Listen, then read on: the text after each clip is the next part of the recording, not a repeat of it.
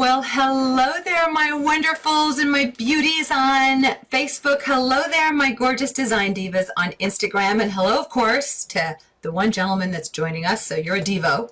Hello to you too, and hugs to everybody. It's so good to be here with you. I'm Donna Hoffman. They call me the Interior Design Advocate because I advocate on behalf of design lovers everywhere. Men and women who are working on your own home and you're just not getting the results that you want. Whether you're working on it for years, whether you just started, whether you're moving to a new place, whether you already moved to a new place, whether you're trying to redo what you already have. If you don't love the way your home looks because you don't know what you're doing, you're in good company. That is a very common problem, and that is why I started a brand called the Interior Design Advocate, because that's where I can advocate on behalf of design lovers everywhere, teaching you my amazing online courses filled with strategy, easy, doable strategy. So I am also doing something else during my day as my day job as well. Aside from being called one of America's leading interior design coaches, I also run a luxury interior design company called Interiors by Donna Hoffman. And we're based in the Philadelphia region of the United States, and I'm grateful to have won some amazing and significant design awards. A few more just came our way as well. I have an incredible team, and I'm so grateful for that as well. But I am grateful for you and our time together.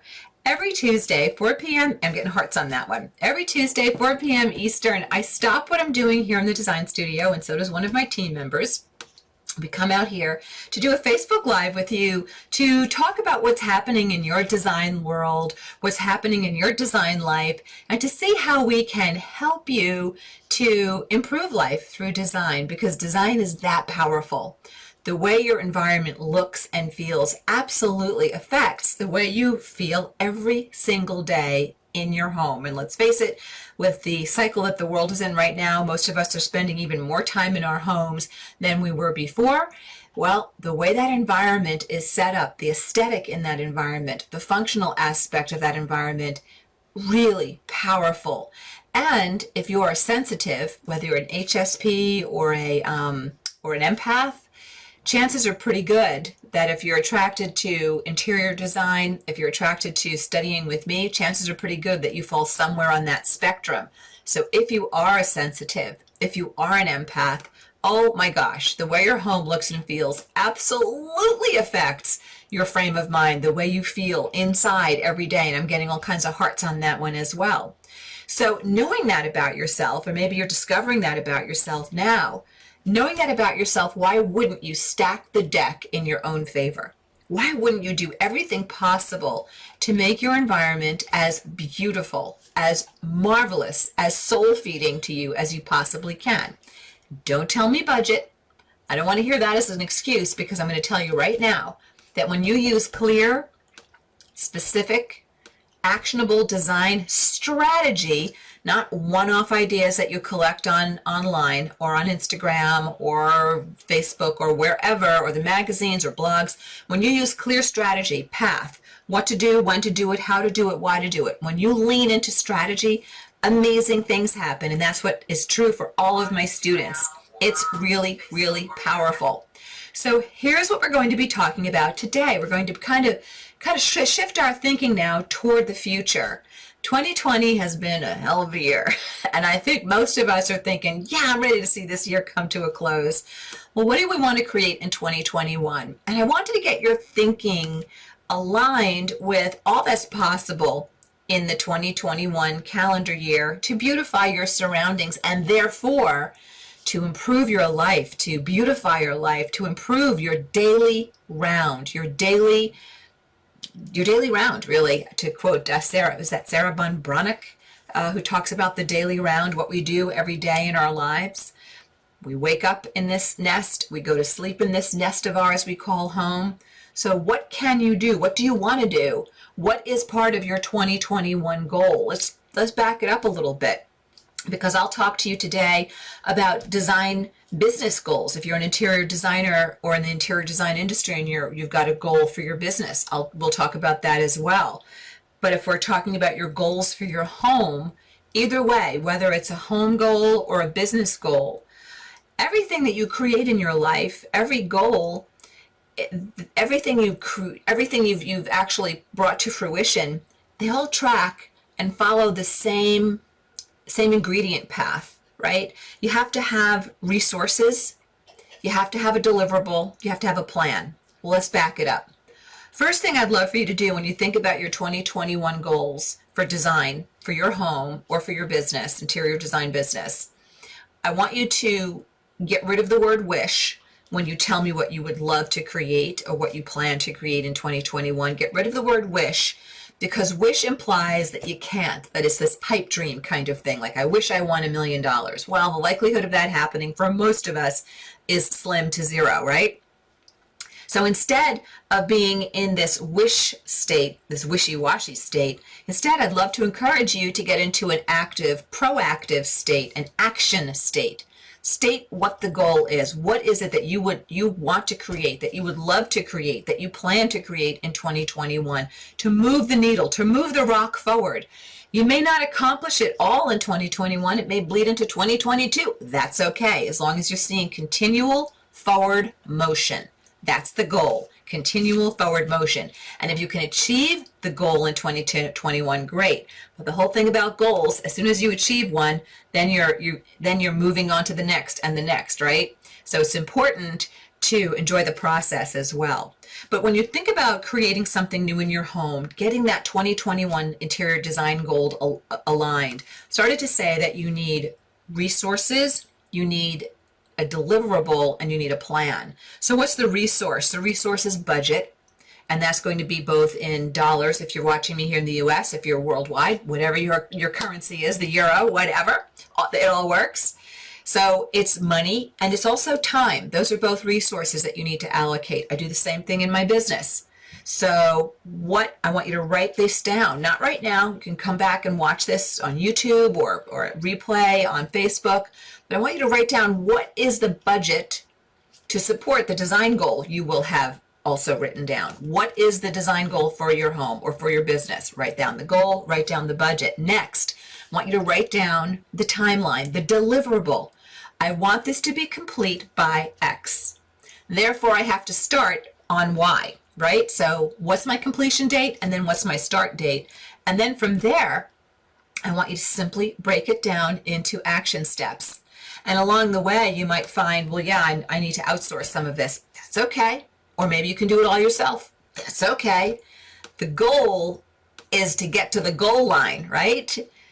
It doesn't matter if you're going to do it solo or if you're going to bring on some peeps to help you. So let's take an example. Let's just say that you decide that in 2021, you want to facelift your kitchen, okay?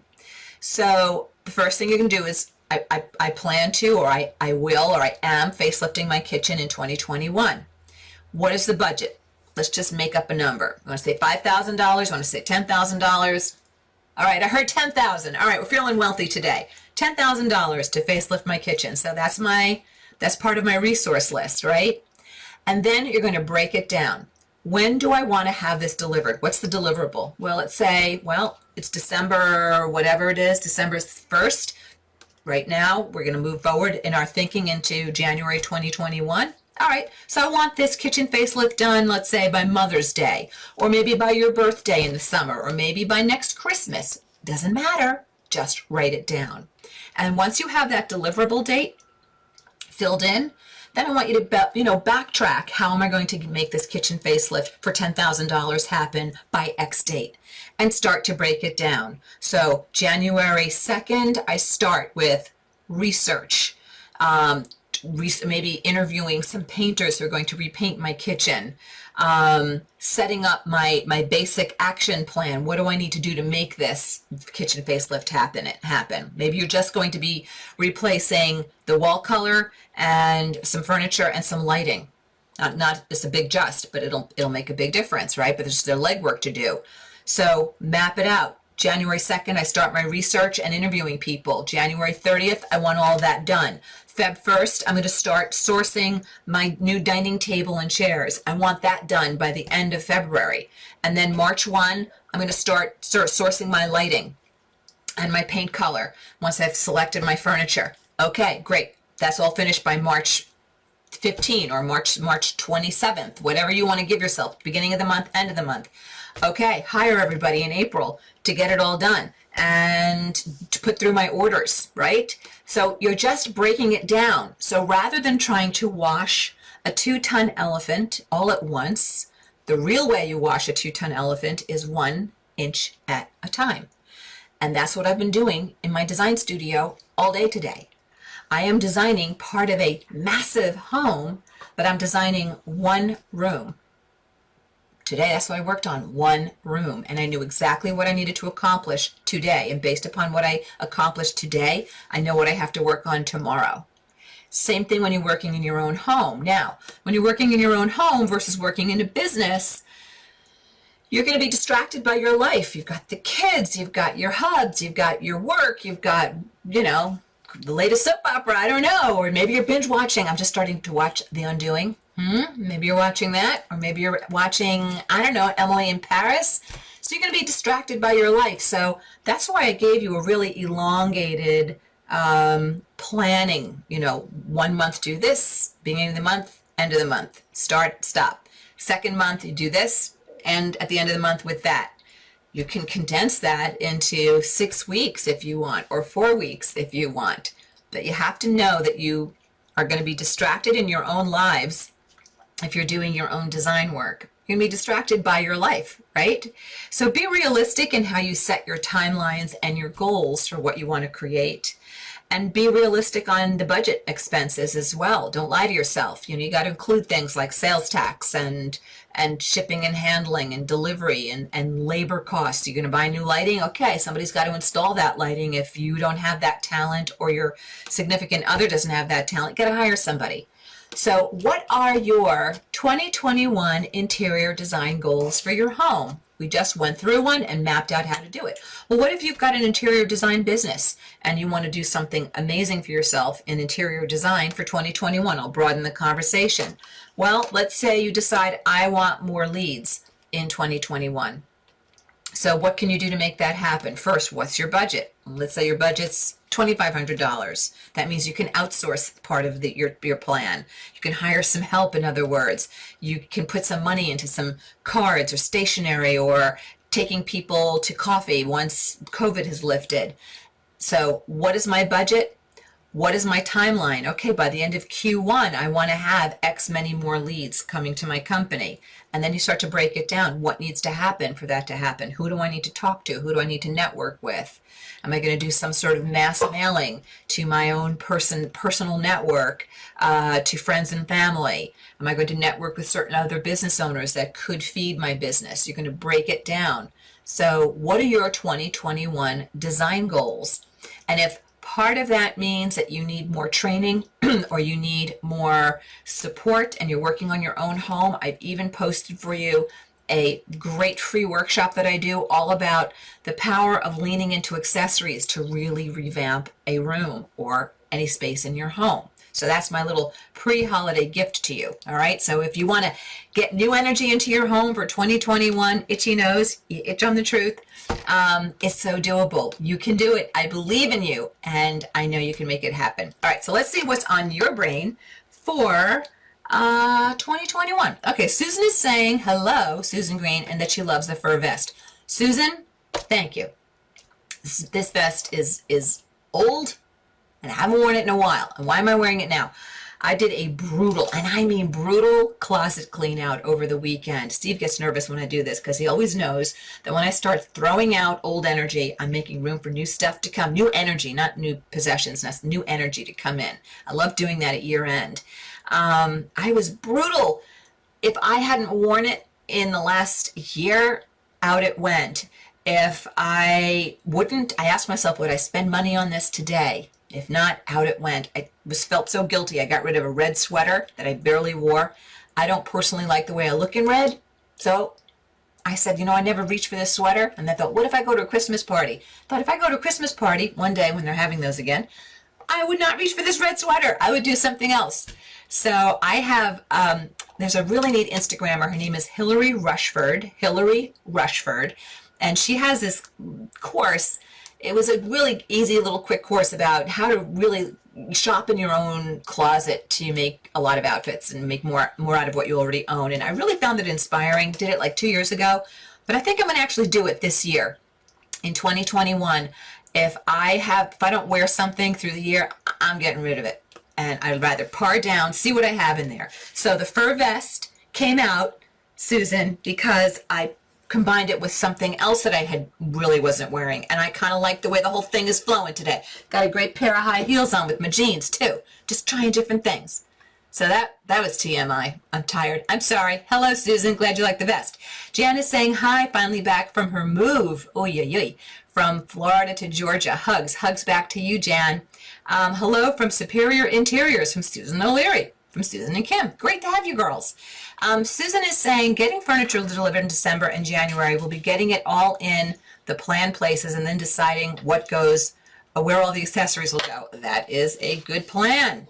Happy 1st of December from Alice to everybody. Happy 1st of December to Alice. Jennifer Carnegie is saying, can you share where you went to design school? Yes. 2 places. So I already had an MFA, a Master's of Fine Arts. It's a 3-year master's degree.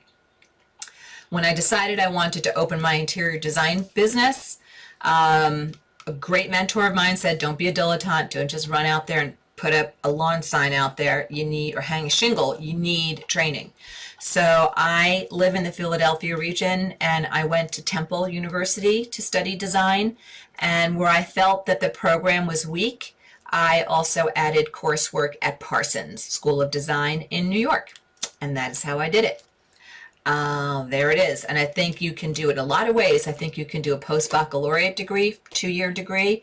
I think you can do, if you're young and you're watching this, which is unlikely that you're young and watching this, but if you are, go to college and get the 4-year degree.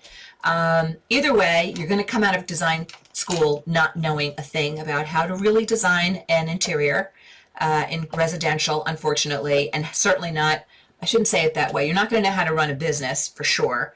And you're really not going to know how to run a project. Unfortunately, a lot of the design schools get so esoteric in the way they teach. It gets, like very thematic, as opposed to, hey, a family lives here and they need a new family room. Go, make it happen. They want seating for 8, And then you can also do, I said certificate program, right? Oh, did I say that? Some certificate programs are a year, some are a year and a half, some are 2.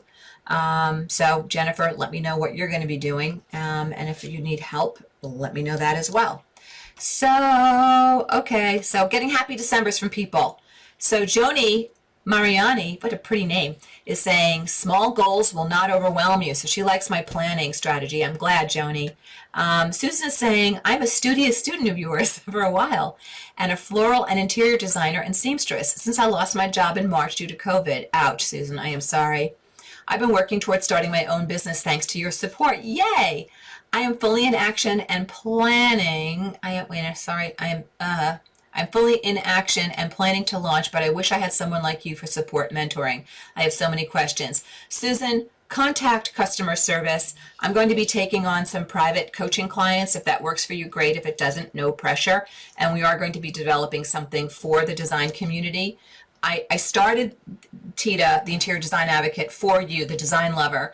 But because I teach design so well, we're getting more and more designers that are also studying with me, particularly people who are starting their own business or they're in business for less than 5 years. They've got a young business that isn't going the right way.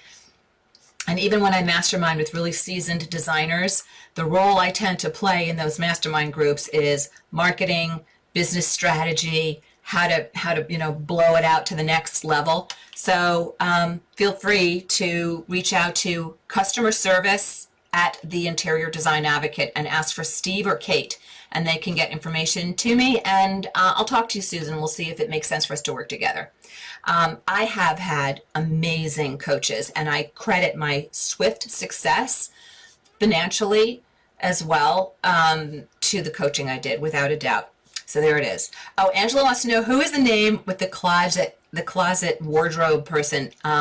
Hillary Rushford, Rushford. She's really adorable. Colleen is saying, I'm completing a revamp of my bedroom. I'm starting in the summer, planning to wrap it up Oh, you started in the summer, planning to wrap it up by February 14th. Colleen Lunt, I love that. I hope you are planning a great celebration. Thinking a little champagne, some chocolate strawberries should be in there as well. I love it. Good for you. Good for you. I love it. Liz Wiggins is saying her plan for 2021 on Instagram, Liz, is saying new bedroom and living room furniture delivered Wednesday. Oh, that's part of the plan for 2020. Where do I start with the accessories? Thinking I need to go back to the accessories course. Yes. Liz, if you've already taken that course, watch it again. And if you haven't, definitely go to my website called theinteriordesignadvocate.com and then go to the tab that says learn, I think it says learn online interior design or learn interior design with me. And you want to look at this amazing course called Design CPR, Creating Perfect Rooms with Accessories. Design CPR, Creating Perfect Rooms with Accessories. It is the bomb. People love it. My peeps are doing amazing things in this course because I show you how you lean into accessories to completely revamp and level up a room. And there's a little something in there about paint and furniture alignment as well because those both affect accessorization. Yes, accessories are not just about, one little widget, one little, candle, whatever. Accessories are a bigger topic and a collective thought. So there you go, Liz. Let's see. Yes, Linda is answering that Hillary Rushford is the Instagrammer I was talking about. Cindy Merriman is saying, I love your suggestions of making room for new energy. You are inspiring. I'm glad. Well, listen, I take my own advice. Although I admit that I do not like when Steve Hoffman gives me my own advice back to me when he starts to quote me to me. It's usually never at a good moment, but there it is. But he knows how to manage me, so we let it go. All right, Colleen is saying, side note, my bedroom was red and olive green and very pretty, but the room actually spoke to me and told me that it needed to be blue. In other words, you were unhappy in that room. I like it. I've painted, Colleen is saying, put up drapes, changed out the bedding, ordered wallpaper, and I'm reupholstering a bench right now. It's coming together so beautifully, it makes me happy. Colleen, study after study has been done that your environment affects everything from mood to focus to energy. It's unbelievable, the research that has been done. It's called environmental psychology, and it's not a bunch of bunk. It's used when people are designing hospitals or patient care spaces. It's used when you're consciously creating a bedroom that will be relaxing versus an office that will give you great focus. For example, let's say you're building a new home and the builder has given you the option to do a 2-story or a vault in your office. Studies have been done that show that an extra high ceiling in a room increases creativity but decreases intense focus. Well, if you're a painter or a designer, a graphic designer, you might really enjoy having all that extra creative openness for you. But if you're an accountant and you are a detail guy, you might say, you know what? There are studies out there that talk about a vaulted ceiling, an extra high ceiling, reducing focus in terms of performance, but increasing creativity. So if I'm an accountant, I might want to just stay really focused on the details. So you know what, builder? I don't want that 2-story bump or that vaulted bump. So just saying, Colleen, I'm backing up everything you're talking about, that the way your home looks and feels affects the way you feel inside your skin 24/7. All right, so there it is. So more design dreams. Let's see what else you guys have going on for 2021. And while you're putting that in, tell me what you're planning for 2021. If you missed any portion of this, you can always find us on YouTube at the Interior Design Advocate. You can always find us on YouTube for the replay, and we always talk about the title and what we talk about, etc. If you're not following me on my luxury interior design Instagram, that's at IDH Designs. That's at IDH Designs. And if you're not following us, at the Interior Design Advocate, that's at decorating.genius. That's at decorating.genius. You definitely want to get there as well. All right, so let's see what else is on your gorgeous brain. So Kathy is saying that she is doing new flooring on all 3 levels of our home. Main level will be LVP, that's luxury vinyl plank. As we have a large dog and a cat who likes to throw up. Ah, the joys of petdom. I'm doing a simple pattern on my stairs. Do I put the LVP up the stairs and hallway and carry it into the master, or do I do carpet in all the bedrooms and hallways? It's kind of overwhelming figuring all this out. Kathy, if budget was no object, I would take that LVP everywhere and add area rugs for softness, and I would do a runner up your stairs for sound, but also for foot traction. If budget is a problem or a challenge, or you're trying to cut back somewhere in the budget, then I would run that LVP if possible up the hall into your master, and then do wall-to-wall carpet in your secondary bedrooms, but I'd still add a runner down those stairs. So that would be my preference if you can. And then the lowest cost option, of course, would be no LVP past the stair, right? The stair would be carpet, and just take that carpet everywhere. But if budget allows, I would do your bedroom at least, and the stairs in that LVP. All right, so from Twill of the World in Leather. What a great Insta handle. Okay, Twill of the World in Leather saying, I am very passionate about leather because it is a byproduct. From your designer perspective, how do I integrate it more in homes? Okay, so I guess this is your business. Leather is a tough, there are certain colors that people are really reactive to in design. You either love them or you hate them. Leather as a material strikes people in the same way. It is not an easy fabric for some people to be with. It is too cold feeling for some people. And the way to warm it up is you add a chenille pillow or velvet pillow. But people either love it or hate it on upholstered goods. But I will tell you, there's some really wonderful leather wrapped goods. They get costly, they get pricey, but leather wrapped tables, so good looking. Leather wallpaper, yes. We were going to do a gentleman's game room in real hide on the walls, but hides have a particular length. The animal is only so long, said the kid from New York. I don't know exactly how long the animal was, but hides come in a standard length, and the height on the ceiling was such that even with the wainscoting to the chair rail that we have a really interesting black painted and a gloss, the whole dado, that's the chair rail down through the recessed paneling. It was very, very cool. We didn't want to have all these extra seams, so that's the only reason we didn't do it in leather. So I don't know if I answered you with the answer that you want, Twill the World in Leather. I think there are leather applications that are marvelous, and when people love leather, they want it on their sofa, they want it on their desk chair, they want it, they want a wall done in leather. They've got the budget for it, but there are people for whom it's just too cold a material, and you can't make people have design personalities, and there are certain textures that you're drawn to and others that you have an aversion to.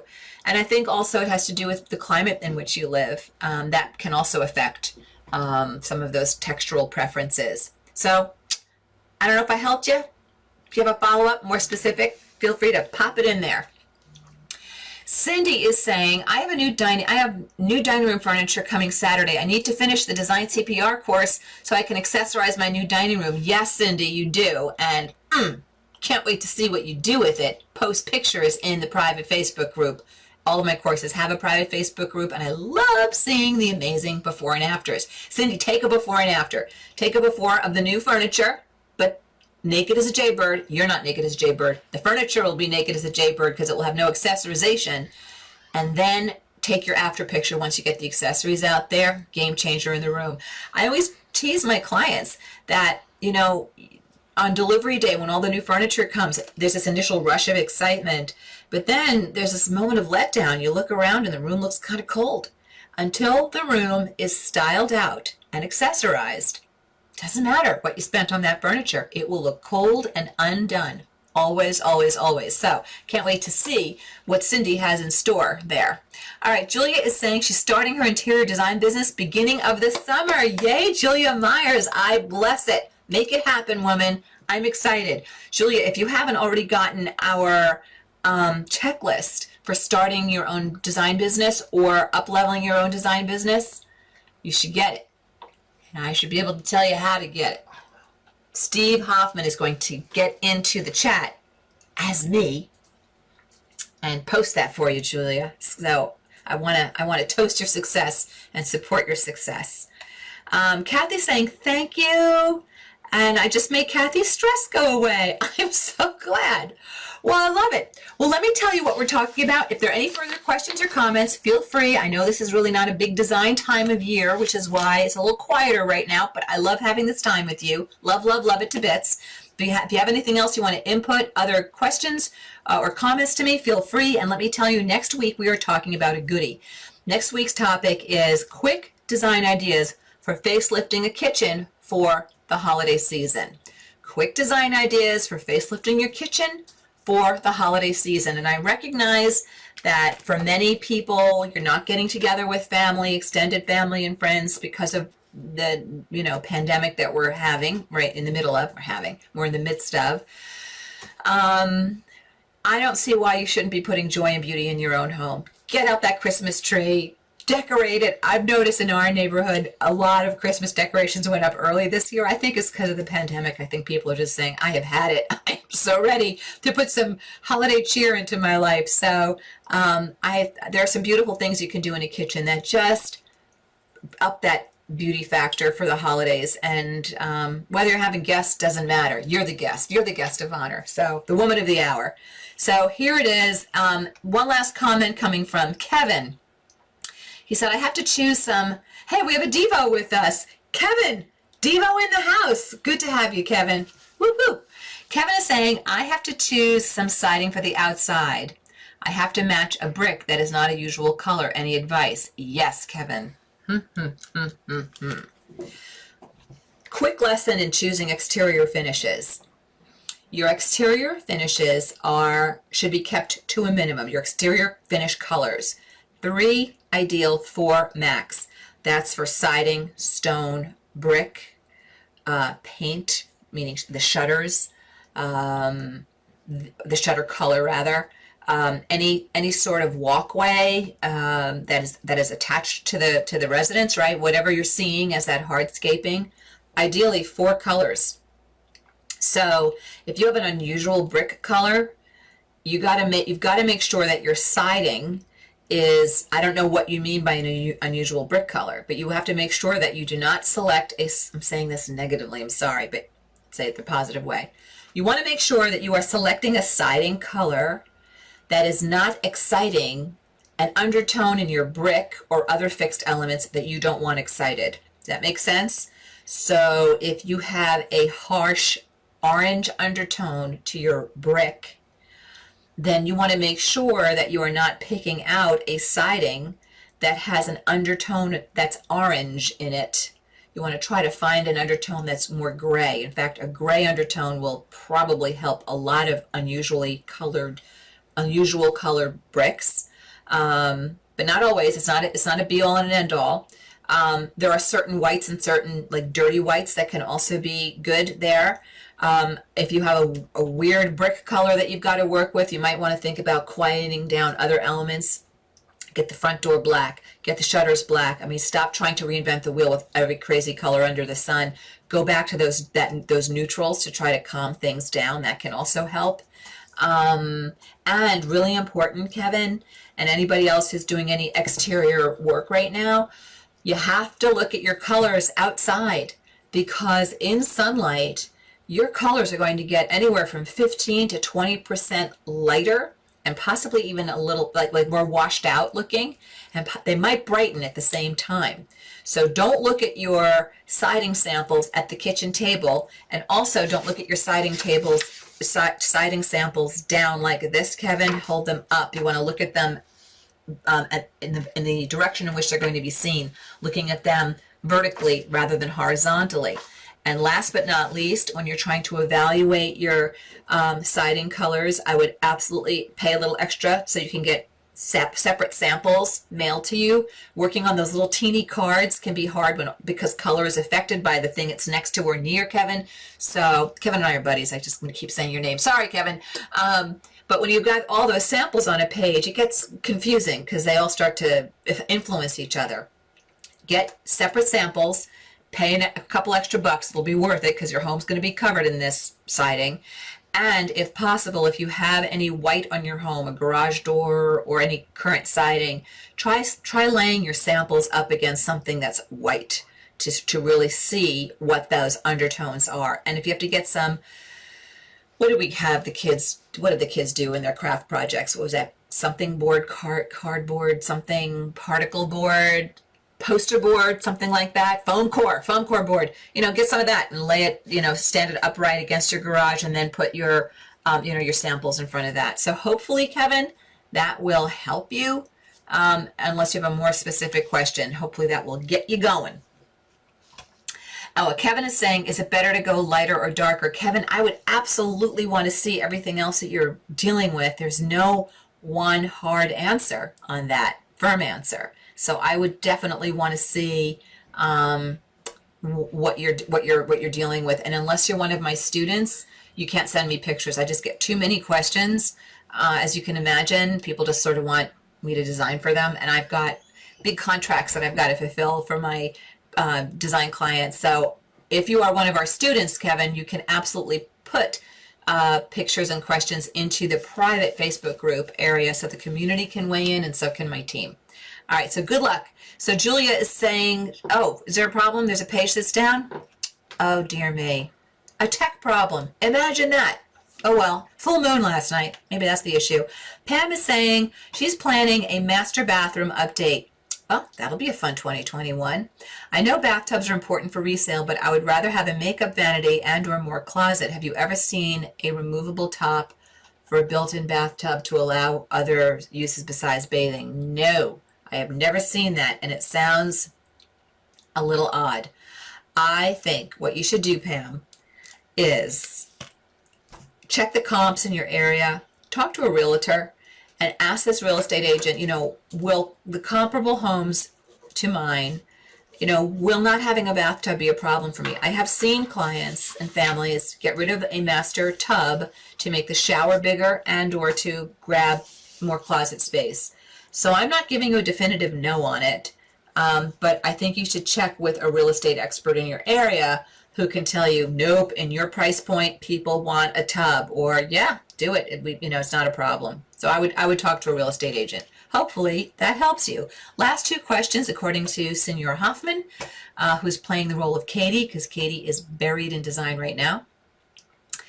Colleen is saying, after I saw my shingles in the light after they were on the roof, I had to reselect my siding, brick, and exterior colors. Glad I saw that roof when I did. So after I saw my shingles in the light, after they were on the roof. Oh, after it went up, Colleen, yikes. Then she had to reselect all of her siding, brick, and exterior colors. Hoo. Yeah, you definitely want to try to you got to take all of those elements into account. When I just met with a family, helping them select siding, actually. And the first question is, what else is staying? What else is staying? And the really intensely cherry red brick was staying.